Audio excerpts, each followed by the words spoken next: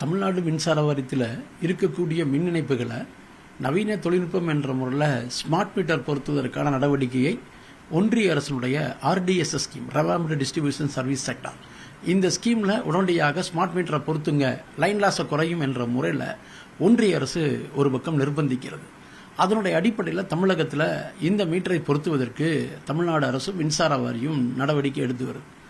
அப்படி அந்த திட்டம் என்பது ஸ்மார்ட் மீட்டர் என்பதில் அமலாச்சுன்னு சொன்னால் நாங்கள் ஏன் முழுமையாக டெக்னாலஜி வர வேண்டியதை வரவேற்கிறோம், தப்பு கிடையாது.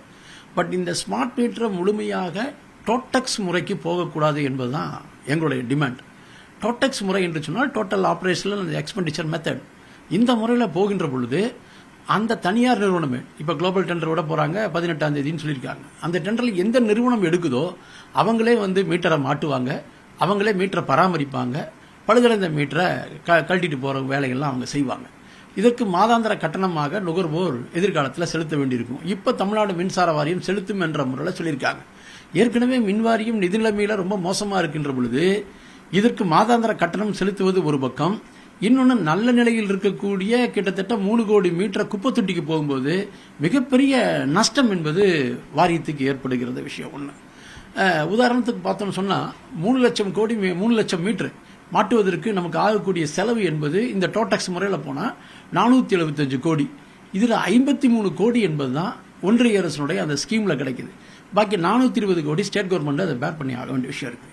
ஆனால் இதே நாங்கள் என்ன சொல்கிறோம்னா மீட்டர் மின்சார வாரியத்திட்டே ஒப்படைங்க மின்சார வாரிய ஊழியர்களை. ஏன்னா இங்கே மின்சார வாரியத்தில் மீட்டர் டெஸ்ட் என்ற ஒரு விங் இருக்குது.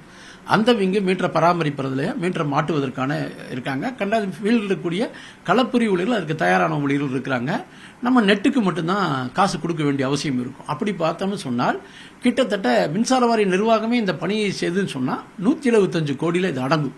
ஸோ இது தனியார்கிட்ட கொடுக்கறதுனால அவங்க தான் இதனுடைய பலனடைகிறாங்க. ரெண்டாவது, இது இப்போ மின்சார வாரியம் கொடுத்துட்டு இருக்கக்கூடிய இந்த மீட்டர் வாடகை என்பது மாதாந்திர வாடகையோ அல்லது 2 மாதங்களுக்கான வாடகை என்பது எதிர்காலத்தில் நுகர்வோருடைய தலையில் இது விழுகக்கூடிய விஷயமா இருக்குது. அதற்கடுத்து பார்த்தோம்னு சொன்னால் இந்த ஸ்மார்ட் மீட்டரை பொருத்தணும்னு சொன்னால் பீக் அவர் சார்ஜஸ், அதாவது உச்சபட்ச நேரம் என்ற முறையில் மின்சார கட்டணத்தை வசூல் செய்கின்ற ஏற்பாடு இதில் இருக்கு. அப்படின்னு சொன்னால் இனிமேல் மாலை நேரங்களில், அதாவது காலை 6 to 10 ஆகட்டும், மாலை நேரங்களில் 6 to 10 ஆகட்டும், இந்த நேரங்களில் மின்சாரத்தை பயன்படுத்துபவர்கள் கூடுதலாக 25% என்பது செலுத்த வேண்டியிருக்கு. இப்ப பொதுமக்கள் எல்லா மின் இணைப்புகளுக்கு வரும். இப்ப பார்த்தோன்னு சொன்னால் கமர்ஷியல் இண்டஸ்ட்ரியலுக்கெல்லாம் நாங்கள் 1.10 டைம்ஸ் வசூல் பண்ணிட்டு இருக்கிறோம். குறிப்பிட்ட 6 to 9 என்பதா இப்ப நடைமுறையில் இருக்குது. இதை இப்ப மாற்ற சொல்றான். அதே போல பகல் 10 கம்பல்சரியா மாறும். ஸ்மார்ட் மீட்டரை பொறுத்துட்டேன்னு சொன்னால் பீக் ஓவர் சார்ஜஸ் அந்த அக்ரிமெண்ட்ல அதான் இருக்கு. நாங்கள் ரெவாம்டு டிஸ்ட்ரிபியூஷன் சர்வீஸ் செக்டார் அப்படின்னு சொல்லக்கூடிய அந்த ஸ்கீம்ல, RDSS ஸ்கீம்ல நீ ஸ்மார்ட் மீட்டர் பொறுத்திட்டேன்னா இதெல்லாம் அமலாக்கணும்னு சொல்றாங்க. இது அமலாக்கன்னு சொன்னால் ரெவன்யூ என்பது மின்சார வாரியத்திற்கு வரும். ஆனால் இந்த பக்கம் நுகர்வோருடைய தலையில ஏற்கனவே தமிழ்நாடு அரசு 5 ஆண்டுகளுக்கு மின்சார கட்டணத்தை உயர்த்திருக்கு. வருடம் உயர்த்துவதற்கு பதிலாக 5 ஆண்டுகள், இடையில 23 மட்டும் தான் உயர்த்தல. இப்ப 2026-27 வரைக்கும் உயர்த்துவதற்கான அனுமதியை பெற்றிருக்கிறது. அதை எதை வச்சு உயர்த்துறாங்கன்னா கன்சியூமர் பிரைஸ் இண்டெக்ஸ் வச்சு தான் உயர்த்துறாங்க. நீங்க சாதாரண பாமர மக்களுக்கெல்லாம் விலைவாசி உயர்வு எந்த அளவுக்கு பாதிச்சுட்டு இருக்குன்னு தெரியும். அப்போ அதுக்கு இல்லாம இந்த மின்சார கட்டண உயர்வு என்பது பாதிக்கின்ற பொழுது இந்த ஸ்மார்ட் மீட்டரை டோட்டெக்ஸ் முறையில் கொண்டு வந்துட்டோம்னு சொன்னால் இன்னும் கூடுதலாக பாதிக்கும். நாங்கள் அதுக்கு தான் என்னன்னு சொல்றோம்னா, கேபிட்டல் எக்ஸ்பெண்டிச்சர் முறையில் நீங்க அந்த மின்சார மீட்டரை மட்டும் வாங்குவதற்கான நிதியை ஒதுக்கீடு செஞ்சேன்னு சொன்னால் மின்சார வாரியமே வாங்கி எங்களுடைய ஊழியர்களே இந்த மீட்டரை மாட்டுவாங்க. அப்படி வரும்பொழுது மின்சார வாரியத்திற்கு அந்த மாதாந்திர கட்டணம் வசூலிக்கிற வேலை இருக்காது. 1, 2 செலவினங்கள் குறையும் என்ற முறையில் தான் நாங்கள் அதை சொல்றோம். அப்ப இந்த பீக் அவர் சார்ஜஸ் என்பது வசூல் பண்ணக்கூடாது, எதிர்காலத்தில் வராது அப்படிங்கிற உத்தரவாதத்தையும் அரசு தரணும். சாதாரண மக்களும் இதுல பாதிக்கிறாங்க என்ற முறையில் தான் நாங்கள் இதை முழுமையாக எதிர்க்கிறோம் என்பதை நான் பதிவு செய்ய விரும்புகிறேன். ராஜேந்திரன், பொதுச் செயலாளர், தமிழ்நாடு மின் ஊழியர் மத்திய அமைப்பு. ஸ்மார்ட் மீட்டர் பொருத்துவதற்கான பணிகளை மின்சார வாரியம் எடுத்திருக்கக்கூடிய நிலையில் அதற்கான டெண்டர் அறிவிப்புகள் அதிகாரப்பூர்வமாக ஒரு சில நாட்களில் வெளியாக இருக்கிறது. இந்த நிலையில் இதனால் ஏற்பட போகக்கூடிய அந்த மிக முக்கியமான பிரச்சனைகள் என்ன அப்படிங்கிறது குறித்து நேரடியாக திரு ராஜேந்திரன் அவரிடம் பேசலாம். சார் வணக்கம். இப்போ ஸ்மார்ட் மீட்டருக்கான அந்த டெண்டர் அறிவிக்கப்பட்டு விரைவில் அது அதை ஓபன் பண்ண போறாங்க. ஸோ இதனால என்ன பிரச்சனைகள் இப்போ எழப்போகுது? பொதுமக்கள் பாதிக்கப்பட போறாங்களா? ஏன்னா ஸ்மார்ட் மீட்டர் மாட்டிட்டாங்கன்னா நமக்கு ஈஸியா ரீடிங்லாம் எடுக்கலாம், ரொம்ப துல்லியமான கணக்குகள் வரும்ன்ற ஒரு மனநிலை தான் மக்கள் மத்தியில் இருக்கு. அதுல பிரச்சனைகளும் இருக்கா? பிரச்சனைகள் இருக்கு. இப்ப நுகர்வோர்கள் அவங்க வீட்டுக்கு மின்சார வாரிய பணியாளர்கள் செல்ல வேண்டியதில்லை, கேட்ட திறங்க கார்டு கொடுங்கன்னு கேட்க வேண்டியதில்லை. ஆனா மின்சார வாரியத்தில் இன்னைக்கு அந்த பதவிகள் என்பது காலாவதியாக போகக்கூடிய நிலைமை என்பது வரும். தமிழகத்தினுடைய படித்த இளைஞர்களுக்கு வேலை வாய்ப்பு என்ற கேள்வி ஒரு மிகப்பெரிய கேள்விக்குறியாக மாறும். ஒன்று. ரெண்டாவது, நுகர்வோர் மாதாந்திர கட்டணமாக இந்த ஸ்மார்ட் மீட்டருக்கு செலுத்த வேண்டிய நிர்பந்தம் இருக்குது. 80 ரூபாயில் ஆரம்பிச்சு சிங்கிள் ஃபேஸ்னா 150 ரூபா வரைக்கும் போகலாம், 3 ஃபேஸ்னா 250 ரூபா வரைக்கும் மாதாந்திர கட்டணம் என்பது செலுத்த வேண்டிய அவசியம் இருக்கு. இப்ப இல்ல, இனிமேல் அதை செலுத்த வேண்டிய பாதிப்பு என்பது நுகர்வோருக்கு வரும். மூணாவது, பீக் அவர் சார்ஜஸ் என்ற முறையில் வசூல் செய்கின்ற விஷயத்தில் பாதிப்பு என்பது நுகர்வோருக்கு ஏற்படும் என்பது நுகர்வோர் தரப்பு. எங்க தரப்புல மின்சார வாரிய ஊழியர்கள் கிட்டத்தட்ட இந்த பணியை செய்யக்கூடிய 9000க்கும் மேற்பட்ட அந்த கணக்கீட்டு பணியாளர்கள் அந்த விங்கே எதிர்காலத்தில் காணாம போயிடும். இன்னைக்கு அரசு துறையில வேலை வாய்ப்பு என்ற முறையில் எதிர்பார்த்து கொண்டிருக்கின்ற தமிழக இளைஞர்களுடைய வேலை வாய்ப்பு பறிக்கப்படும். சமூக நீதியும் இடஒதுக்கீடும் கேள்விக்குறியாக மாறும் என்பதான் எங்களுடைய கருத்து. இப்போ இந்த பீக் ஹவர்ஸ் சார்ஜஸ் சொல்றீங்க, இப்போ ஏற்கனவே நம்ம பிசினஸ் மேன் அவங்களுக்கு எல்லாம் கமர்ஷியலா பயன்படுத்துறவங்க எல்லாருக்குமே பீக் ஹவர் சார்ஜஸ் இருக்கு. இந்த ஸ்மார்ட் மீட்டர் பொறுத்துனா எப்படி அது பொதுமக்களுக்கும் காமன் வீடுகளுக்கும் எப்படி இருக்கும்? அதாவது இன்னைக்கு ஒரு பக்கம் ஜிஎஸ்டினாலேயே தொழில்கள் நலிவடைஞ்சிட்டு இருக்கக்கூடிய ஒரு சூழல், அதுக்கு எதிராக எம்எஸ்எம்இ போன்ற தொழிற்சாலைகள் இருக்கக்கூடியவங்க எல்லாம் போராடிட்டு வரக்கூடிய காலத்துல இப்ப இந்த பீக் ஹவர் சார்ஜஸ், அதாவது உச்சபட்ச நேரம், அந்த காலையில் 6 to 9 அல்லது மாலை 6 to 10 அந்த நேரங்களில் மின்சாரத்தை உபயோகிப்பவர்கள் கூடுதலாக அவங்க செலுத்த வேண்டி வரும் என்பது நிச்சயமாக அவங்களுடைய உற்பத்தி என்பது பாதிக்கக்கூடிய விஷயமாக இருக்கும். இதுல நிச்சயமா அவங்க பாதிப்படையக்கூடிய நிகழ்வு இருக்குது. ஸோ இதையெல்லாம் கவனத்தில் கொண்டுதான் நாங்கள் அந்த பீக் ஹவர் சார்ஜஸை எடுங்க என்ற முறையில் நாங்கள் வலியுறுத்திட்டு வர்றோம். நடைமுறையில் இப்போ நம்ம பண்ணிட்டு இருக்கிறோம். மாலை 6 to 9 வரைக்கும் யூஸ் பண்ணா அதுக்கான சார்ஜஸ் வசூல் பண்ணிட்டு இருக்கிறோம். அந்த நேரத்தில் எல்லாரும் பயன்படுத்துவதற்காக தொழிற்சாலைகளுக்கும் கமர்ஷியலுக்கும் அது பண்ணிட்டு இருக்கிறது. அது அப்படியே தொடரலாம், அதுல பிரச்சனை கிடையாது. பட் இது வீடுகளுக்கும் வருகின்ற பொழுதுதான் சாதாரண மக்களும் இந்த பீக் ஹவர் சார்ஜஸ் செலுத்த வேண்டிய நிலை வந்துச்சுன்னு சொன்னால் வீடுகளில் இருக்கக்கூடியவங்களும் பாதிப்பாங்க, சாதாரண முறைசாரா தொழிலாளர்கள் பாதிப்பாங்க, சிறு குறு தொழிற்சாலையில் இப்பதான் தொழில் தொடங்குறவங்களும் பாதிக்கக்கூடிய நிலைமை என்பது வருங்கிறதுனால தான் அதை முழுமையாக ரத்து செய்ய வேண்டும் என்பதுதான் எங்களுடைய. இல்ல, இப்போ அரசு தரப்புல இந்த மாதிரி பீக் சார்ஜஸ் போட போறோம், ஐ மீன் நார்மல் வீடுகளுக்கு அப்படின்னு சொல்லி எந்த இடத்துல மென்ஷன் பண்ணல. ஸ்மார்ட் மீட்டர் பொறுத்துனா அது எப்படி உறுதியா உயரப்போது நம்ம எடுத்துக்கலாம். ரைட்ஸ் ஆஃப் கன்சியூமர் ஆக்டவே ஒன்றிய அரசு திருத்திருச்சு. ஆர்டிஎஸ்எஸ்ல என்ன சொல்லியிருக்காங்கன்னு கேட்டீங்கன்னாவே பீக் ஹவர் சார்ஜஸ் நீங்க ஸ்மார்ட் மீட்டர் பொறுத்துனா பீக் ஹவர் சார்ஜஸ் போடணுங்கிற நிர்பந்தம் என்பது இருக்கு. இன்னைக்கு வேணா இல்லாம இருக்கலாம், ஆனால் எப்ப மின்சார கட்டணத்தை ஆண்டுக்கு ஒரு முறை உயர்த்தியது போக 5 ஆண்டுகளுக்கு ஒரு முறை உயர்த்துவதற்கு தமிழ்நாடு மின்சார ஒழுங்குமுறை ஆணையம் அனுமதி கொடுத்ததோ அதுபோல வந்ததுன்னு சொன்னால் எதிர்காலத்தில் வரும். நீங்க ஒரு பிரச்சனையை அரசு உள்ளே திட்டங்களை கொண்டு வரும்போது மேலோட்டமாக பார்க்கின்ற பொழுது வரவேற்கிற மாதிரி தெரியும். இது ஒரு டெக்னாலஜி, ஹைடெக் டெக்னாலஜி, தொழில்நுட்பத்தை வரவேற்கிறன்னு தெரியும். வேற நாம அந்த திட்டம் அமலாகின்ற பொழுதுதான் இன்றைக்கு தொழிற்சங்கங்கள் சொன்ன விஷயம் எல்லாமே அமலாகும். எப்ப பிஎஸ்என்எல் டவர்ல கொண்டு போய் மற்ற கம்பெனியோட டவரை பொருத்தும் பொழுது அன்னைக்கு தொழிற்சங்கங்கள் ஆட்சேபனை தெரிவித்துச்சு. ஆனா அது பெருசா எடுத்துக்கல, வாடகை வருதுன்னு சொன்னாங்க. ஆனா இன்னைக்கு பிஎஸ்என்எல் ஒழிஞ்சு போச்சு. ஏர்செல்லும் ஐடியாவும் ஜியோவும் அதனுடைய டவர்ல மோடத்தை மாட்டி அவங்க பிசினஸ் பண்றாங்க. பிஎஸ்என்எல் காணாம போச்சு, 4ஆம் தலைமுறையில கேட்டுட்டு இருக்காங்க, கிடைக்கல. மற்ற சேனலுக்கு 5, 6க்கும் போயாச்சு. சோ இது போன்ற பாதிப்புகள் வரும் என்பதுதான் தொழிற்சங்கங்கள் முன்கூட்டியே கவலையோடு இதை நாங்கள் சொல்ல வேண்டிய அவசியம் என்பது இருக்கிறது என்பதை தெரிவித்துக் கொள்கிறேன். இப்போ விவசாயிகளுக்கான இலவச மின்சாரம் அப்படிங்கிறது இப்போ நம்ம தமிழ்நாடு அரசு அதிக அளவில் வழங்கிட்டு இருக்கு. கிட்டத்தட்ட 3 லட்சம் கனெக்ஷன் மேல வச்சிருக்காங்க. ஸோ அவங்களுக்கும் இந்த ஸ்மார்ட் மீட்டர் பொருந்துமா? அவங்களுக்கு என்ன பாதிப்பு ஏற்படும்?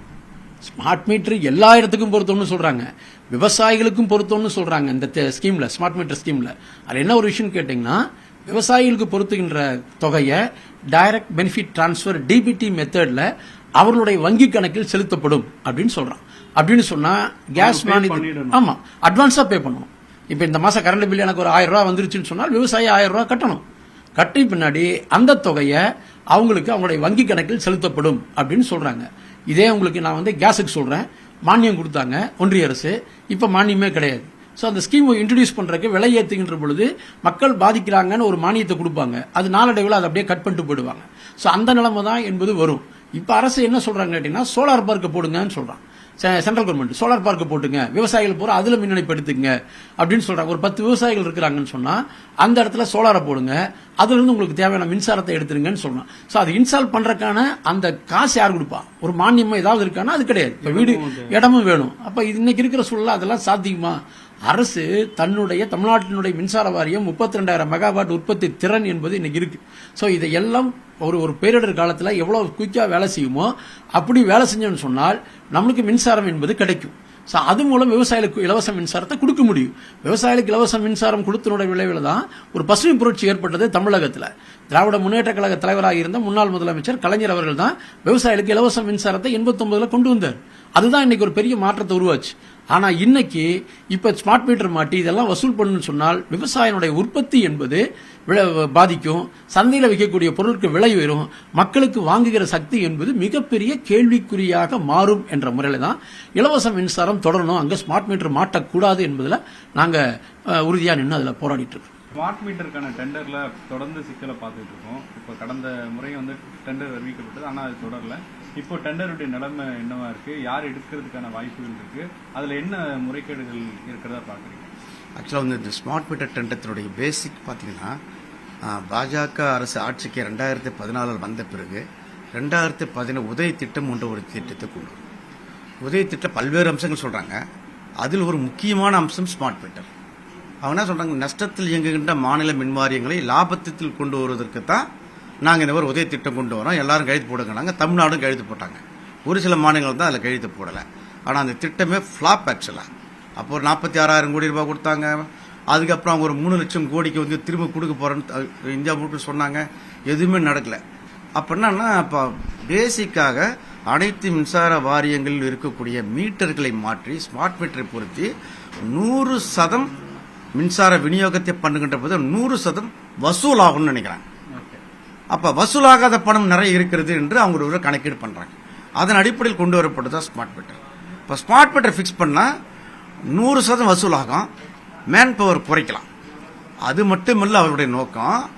அதோடு கூடுதலாக இந்த ஸ்மார்ட் மீட்டர் திட்டத்தின் மூலமாக தனியார் மையத்தை உள்ளே நுழைக்க வேண்டும் என்பது அவர் நோக்கம்.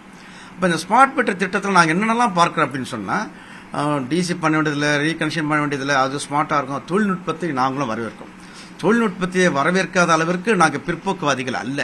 ஆனால் அதே நேரம் இந்த மின்சார வாரியம் எதற்காக உருவாக்கப்பட்டதோ, இப்ப நேற்றுக்கு பார்த்து அம்பேத்கர் நினைவு தினம், அம்பேத்கர் உருவாக்கப்பட்ட சட்டம் அது. அந்த சட்டத்துடைய நோக்கம் இன்னும் 100% இன்றும் நிறைவடையல. மின்சாரம் செல்லாத மலை கிராமங்கள் இன்னும் இருக்குது, மின்சாரம் செல்லாத நிறைய கிராமங்கள் இருக்கு. அப்படி இருக்கின்ற பொழுது இந்த மின்சார வாரியத்தை தனியார் வந்து மேனேஜ் பண்ண, தனியார் கொடுக்க வேண்டும் என்று ஒன்றிய அரசு நினைப்பதனுடைய நோக்கம் தான் வியாபார நோக்கமாக இருக்கிறது என்று நாங்கள் சொல்றோம். அதோடு கூடுதல் அவங்க நினைக்கிறேன்னா, மின்சாரத்தை உற்பத்தி பண்ணக்கூடிய மின்சாரத்தின் சராசரி வந்து தெர்மல் உற்பத்தி பண்ணா 5 ரூபாய் 50 பைசா 6 ரூபாய் 50 பைசா உற்பத்தி செலவை விட அதிகமாகத்தான் நீங்க கொடுக்கணுமே தவிர குறைவாக கொடுக்க கூடாது என்று மத்திய அரசு சொல்றாங்க.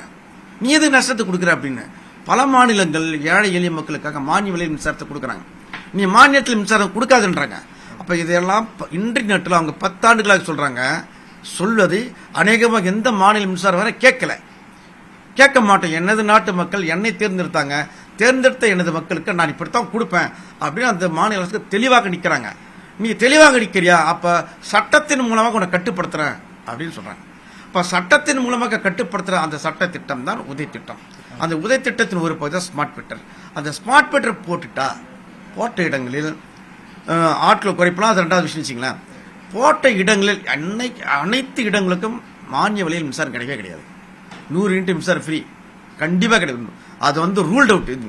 யாரும் அரசியல்வாதிகள் சொன்னால் அது பொய், பச்சை பொய். இது நாங்கள் சொல்றோம்னா 100 யூனிட் மின்சாரத்தை உபயோகிக்க கன்சியூமர் வந்து 65 லட்சம் பேர், 200 யூனிட் மின்சாரத்தை உபயோகிக்கிறவங்க 1,27,00,000 பேர். இந்த 200 யூனிட் வரையும் பாத்தீங்கன்னா மீட்டர் ரெண்ட் சராசரியா 75 ரூபாய் சிங்கிள் பீஸுக்கு, 2 மாசம் 150 ரூபாய். அவரு 200 யூனிட் யூஸ் பண்றவரு நீங்க வந்து 150 ரூபாய் கட்டணும், மின்சாரமே ஃப்ரீ அவருக்கு. அவர் எப்படி கட்டுவாரு? அப்ப அது நீங்க எங்க மாநில அரசு என்ன வேணாலும் நீங்க கொடுத்துங்க, ஆனால் நுகர்வோர் பணத்தை கட்டணும். எவ்வளவு கட்டுறாரோ நீங்க மானியமாக தனியா பேங்க்ல போட்டுங்க அப்படின்னு அவர் சொல்றாரு. யாரு? ஒன்றிய அரசு சொல்லுது. மின்சாரத்தை இனிமேல் அது வந்து கமர்ஷியல் கமாடிட்டி, அது வந்து சர்வீஸ் கிடையாது, பொருள் கிடையாது, அதாவது இலவசமாக பெறக்கூடிய பொருள் கிடையாது. இனிமேல் மின்சார வாரியங்கள் நஷ்டத்தில் நாங்கள் இயக்க விட மாட்டோம் என்று ஒன்றிய அரசு சொல்லுது. நாங்களும் சொல்றோம், நஷ்டத்தில் இயங்க விட வேண்டாம், லாபத்தில் இயங்குவதற்கு ஏகப்பட்ட வழிகள் இருக்கிறது. அதற்கு வழி தனியார் மட்டுமே வழி அல்ல. எங்ககிட்ட 1000 வழி இருக்கு. நாங்க சொல்லுவோம், தனியாரிடம் முதலாளிகிட்ட பர்ச்சேஸ் பண்ணி நீங்க சம்மர் இப்ப பீக் இப்ப ஒரு யூனிட் 20 ரூபாய், 25 ரூபாய், 30 ரூபான்னு வாங்குறோம். இதை வாங்காமல் தடுப்பதற்கு எங்கிட்ட ஏகப்பட்ட வழிகள் இருக்கு. ஒரு ஆண்டுக்கு 50,000 கோடி பவர் பர்ச்சேஸ்ல மட்டுமே நாங்கள் செலவு பண்றோம். ஏன் செலவு பண்றீங்க? 50,000 கோடியே. அந்த 50,000 கோடி யாருடைய பணம்? மின்சார வாரியத்தோட பணம், மக்கள் பணம். ஆனால் நாங்கள் என்ன சொல்றோம்னா, ஸ்மார்ட் மீட்டர் திட்டத்தில் இருக்க அந்த தொழில்நுட்பத்தை கேபெக்ஸ் என்ற மெத்தட், கேபிட்டல் அண்ட் எக்ஸ்பெண்டிச்சர் மெத்தடில் கேரளாவில் பயன்படுத்தியிருக்கிறாங்க. அதே மெத்தடை தமிழகத்திலும் பயன்படுத்தி மின்சார வாரியத்தினுடைய அந்த மீட்டர்களை எல்லாம் மின்சார வாரிய ஊழியர்களே பொருத்தி அதனுடைய பராமரிப்பு இன்ன பிற வேலைகளையும் மின்சார வாரிய ஊழியர்கள் பொறியாளர்களே செய்ய வைப்பதன் மூலமாகத்தான் இந்த மின்சார வாரியத்தை பொதுத்துறையாக பாதுகாக்கணும். நாங்கள் பொதுத்துறை பாதுகாக்க வேண்டியது மின்சார வாரிய ஊழியர்களுக்காக சொல்லல. ஏழை எளிய மக்களாக கூடிய 3 கோடி மின் நுகர்வோர்ல 1.5 கோடி மின் நுகர்வோர் சாதாரண சாமானிய மக்கள், அவர்களுடைய வாழ்வாதாரத்தை பாதுகாப்பதற்காகத்தான் ஸ்மார்ட் மீட்டரை புகுத்தக்கூடாது.